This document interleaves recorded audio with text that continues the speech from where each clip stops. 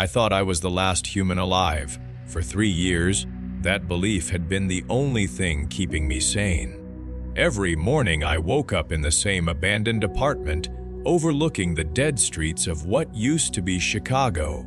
Every night I went to sleep listening to the distant groans of the infected wandering below. The world had ended so slowly that nobody noticed it at first. A strange virus appeared in a small town somewhere overseas, then another outbreak happened, then another. Governments promised control, scientists promised a cure, news anchors smiled into cameras and told everyone not to panic. Then the cities started falling. Within 6 months, half the world's population was gone. Within a year, there was no government left to make announcements, no military left to defend anyone, no internet, no television, no civilization, only silence. The infected were everywhere. They were not the fast monsters from movies. They moved slowly, sometimes barely able to walk, but they never stopped. They wandered endlessly through streets, forests, deserts, and ruined towns.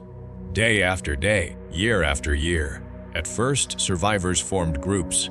Then groups became targets. People fought over food, medicine, fuel, and shelter. In many cases, other survivors became more dangerous than the infected. Eventually, every group I joined ended the same way: betrayal, death, or disappearance. By the 3rd year, I had stopped looking for people. I stopped hoping. Hope was dangerous. Hope got people killed. So I survived alone. Every week I searched abandoned buildings for supplies. Every month I changed shelters. Every night I blocked doors and windows before sleeping. I had memorized the sounds of the city: the wind through broken skyscrapers, the distant cries of infected, the creaking of rusted metal, and that was why I noticed the sound immediately. It was different. A voice. I froze. The sound came from an old police radio, sitting on a dusty desk near the window. Static crackled through the speaker. Then I heard it again. Is anyone out there? I stared at the radio. My heart pounded so hard I could hear blood rushing in my ears. For a moment I thought I was hallucinating. 3 years alone could do that to a person. The voice returned. If anyone can hear me, please answer. It sounded young, female, terrified. I grabbed the radio and pressed the transmit button. This is Ethan. I hear you. Silence. Then a gasp. Oh my God! The girl began crying. Actual human crying. A sound I hadn't heard in years. I thought I was alone, she whispered. I sat down slowly. So did I. For several minutes, neither of us spoke. Neither of us knew what to say. How do two strangers begin a conversation after surviving the end of the world? Her name was Lily. She claimed to be living somewhere on the East Coast, inside an old lighthouse overlooking the ocean. She had survived with her father until 6 months earlier. One night he went searching for fuel and never returned. Since then, she had been alone, just like me. Every evening after that, we talked. At first it was practical information, safe routes, food sources, weather conditions, the movement patterns of infected. But slowly our conversations became personal. We talked about our old lives, our families, favorite movies, childhood memories, dreams we knew would never come true. Months passed. The world outside remained dead, but for the first time in years I felt alive again. I began planning a journey east. It would take months. It would be dangerous, but I wanted to meet her. I needed to know another human being still existed. One evening, while we were talking, Lily suddenly stopped speaking. Lily. No answer. Static hissed through the radio. Then I heard something. Footsteps. Heavy footsteps. Not infected human. Several of them. Lily, what's happening? Her breathing became rapid. They found me. My stomach tightened. Who found you? She didn't answer immediately. When she finally spoke, her voice was barely a whisper. The people in the forest. A cold chill ran through me. What people? You don't understand. They watch the lighthouse every night. I've seen them standing between the trees. Sometimes there are 10 of them. Sometimes 20. Survivors. I don't know. The footsteps grew louder. Then came another sound, knocking. 3 slow knocks. Boom, boom, boom. Someone was at her door. Neither of us spoke. The knocking came again. Boom, boom. Then a voice echoed faintly through her radio. A man's voice, calm, almost friendly. Lily, we know you're inside. Every muscle in my body tightened. The man continued. You've been alone long enough. Lily's breathing became frantic. The stranger laughed softly. Open the door. The others are waiting. Then another voice joined him, and another, and another. Soon dozens of voices were speaking outside the lighthouse, all repeating the same sentence. The others are waiting. The others are waiting. The others are waiting. Suddenly Lily screamed. The radio crashed to the floor. Static exploded through the speaker. I shouted her name over and over again. No response. Only silence. The connection died. For 12 days, the radio remained silent. No voice, no signal, no Lily, nothing. By the 13th day, I convinced myself she was dead. On the 14th day, the radio came alive again. Static filled the room. Then Lily spoke. Ethan? I nearly dropped the radio. Lily, are you okay? There was a long pause. When she answered, something felt wrong. Very wrong. I'm better now. The words sounded normal, yet somehow they didn't sound human, as if someone had learned how to imitate her voice perfectly but didn't understand emotion. I frowned. What happened? Another pause. Then she said something that made my blood run cold. I met the others.